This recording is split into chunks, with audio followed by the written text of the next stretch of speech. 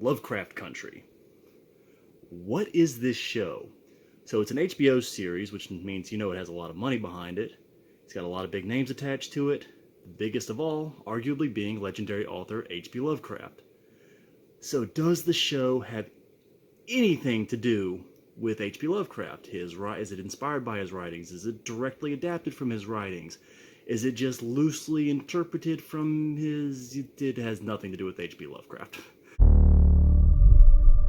What's that book you've been reading about? It's about heroes who get to go on adventures, defeat the monsters, and save the day. It's based on a book by a guy named Matt Rush. I'm not familiar with this author. I'd never heard of him before now. But I do know a little bit about his book, and let me just say that as an H.P. Lovecraft fan, I'm kind of pissed off about this.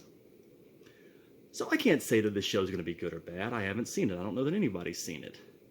The thing is that when they first announced it, the title caught my eye. I love H.P. Lovecraft. I love his writings. I wrote a term paper about him in high school, for God's sake. That said, it's been a while since I read his stuff, but I do remember really liking it, and I still remember the stories I enjoyed the most. When I heard this announced, the names attached to it were Jordan Peele and J.J. Abrams, and given that I'm not that big a fan of either of them, I basically just kind of said, this probably isn't for me, and figured I was going to ignore it. I didn't care. Whatever. But then IMDb just rammed this show into my face. It was on IMDb's homepage for a couple of weeks. It was the front page deal. So I finally got curious and I watched the trailer.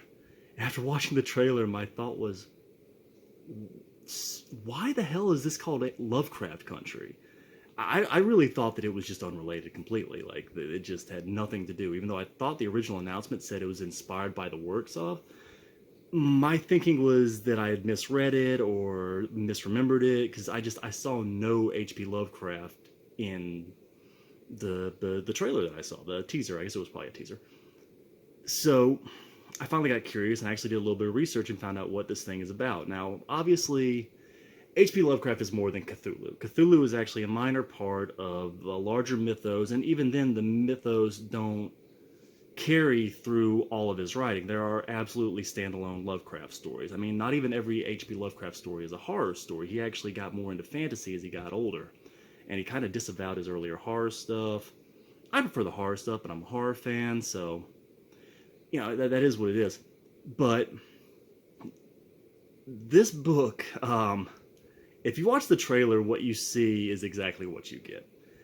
Klansmen, racial tensions, period story with just the supernatural sprinkling. Like, it's exactly what it looks like. It's exactly the same thing that HBO did to Alan Moore's Watchmen when they got a hold of it. It's the same thing John Logan did to his own series, Penny Dreadful, when he brought it back as Penny Dreadful City of Angels, and the whole thing's about racial tensions in LA in the 40s, 50s, I don't know. I only saw a few episodes. It's really bad. Penny Dreadful City of Angels was terrible. Watchmen had its fans. I loved the graphic novel Watchmen. I thought Zack Snyder's movie was alright.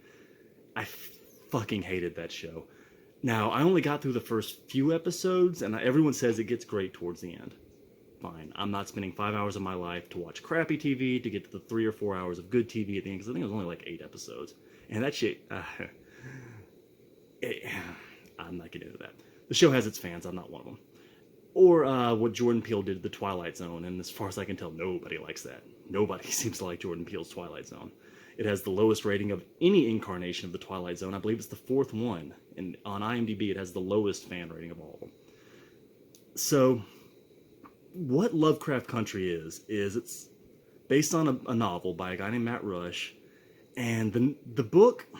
I've read the synopsis of the book. I've read the full synopsis. I know the whole plot of the thing. I did not read the book, though. But based on the synopsis, this sounds like a really lousy book. And it sounds like a book that was written to be optioned for a TV show. Now, we all know that comic books get written to be turned into TV shows or movies. The authors will specifically write it to have it optioned. And this book really reads like that. It's extremely episodic by the way it reads. So, The story jumps off in the 50s with a Korean War veteran receiving a letter from his dad calling him up from Florida to Chicago to ultimately Massachusetts. And that's about the only Lovecraft-related thing in this, is that it's set in New England. Lovecraft was a New Englander. He like Stephen King, who drew heavy inspiration from Lovecraft, lived in New England and tended to have his stories take place in New England. But aside from that, this just doesn't remind me very much of H.P. Lovecraft's writing at all.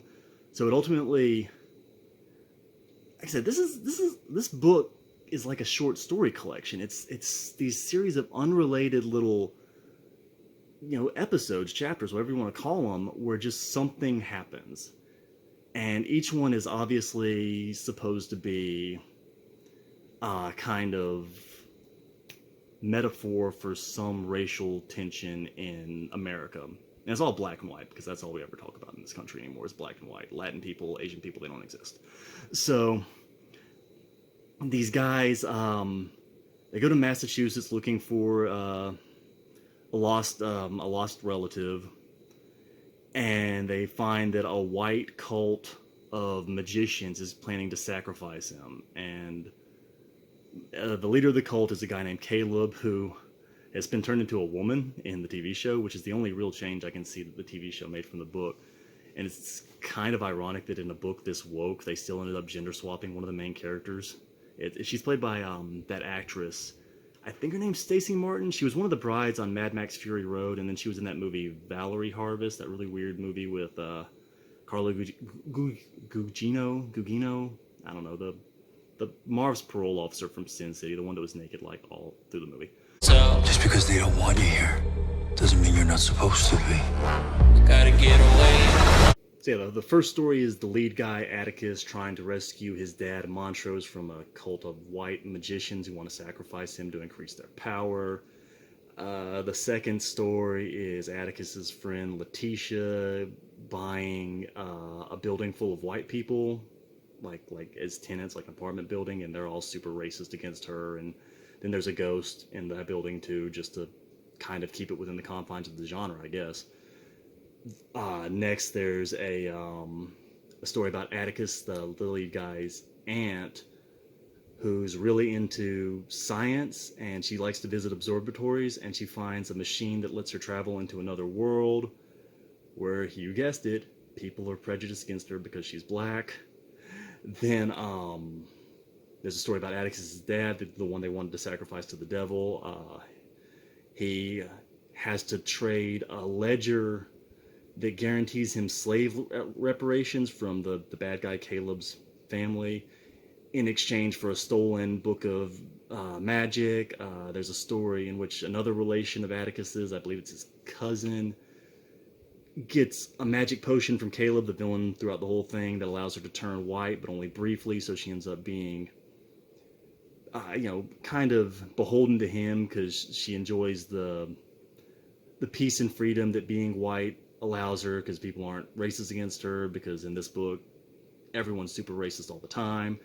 Then the last story, we get to work in a cop who puts an enchanted doll to chase after another cousin of Atticus's. The cop puts this evil doll to just follow him around and watch him all the time. Police surveillance of the black community. So I'm sure you're noticing a pattern in these stories, and that's all well and good if you want to watch this kind of story, but it's not Lovecraft. Conversations about him today often end up being pushed back towards his racism, because God forbid he had views that were not uncommon at the time. He was racist, but he was also extremely prejudiced against white people. The most overt prejudice I ever remember him writing about was of hillbillies, like white rednecks. He, in the story Beyond the Wall of Sleep, he kept referring to the hillbilly, the guy, one of the main characters, is loathsome, pathetic, mongrel. Lovecraft was a wannabe aristocrat.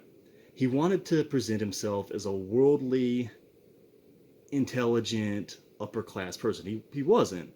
He was pretty poor by the end of his life, actually. But that's how he liked to present himself. But it's disingenuous to suggest that all of his writing was racist, as actually there were many stories he wrote where race just didn't come up. It just wasn't a factor. Lovecraft Country is extremely current year. It's all about race. And if that's the kind of thing you like, then that's the kind of thing you like. I personally find it tiresome that every conversation has to be bent back in that direction. If you're writing a horror series, like, there are certainly ways it can be done. Tales from the Hood was a great movie, for an example. But it was also less preachy and more interested in being entertaining than teaching.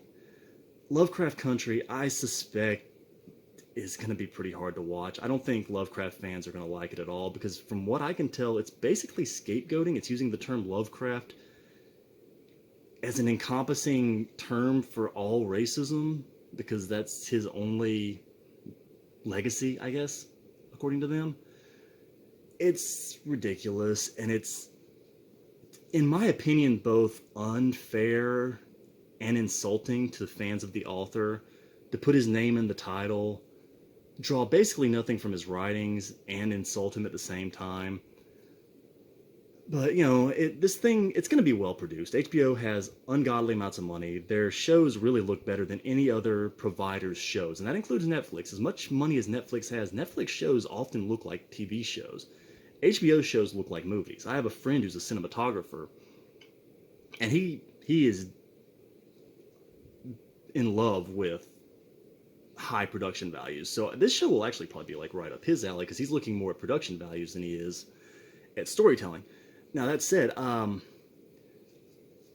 mean, obviously reserve judgment until you see it, but fans of the author who are just kind of confused at the marketing of this and don't understand what this is or why H.P. Lovecraft's name is on it, his name's on it to trick you into watching it. This has nothing to do with H.P. Lovecraft. So just go into it knowing that. I researched this just because I was confused by it. I'm sure a lot of other people just don't know what the hell to make of this. And that's what it is. It's based on a current year book that's very modern, very political, and it's just not related to the works of the author at all, really. I see so little. These don't even really sound like stories he would write, even if you take the racial element out of them. The only one that kind of sounds like something he would write was the one about the aunt, about where she finds the machine that allows her to travel to a different world. I could kind of see him writing that story. But the other ones, I mean, he wrote about cults, but it was different. Lovecraft wrote generally about fear of the other.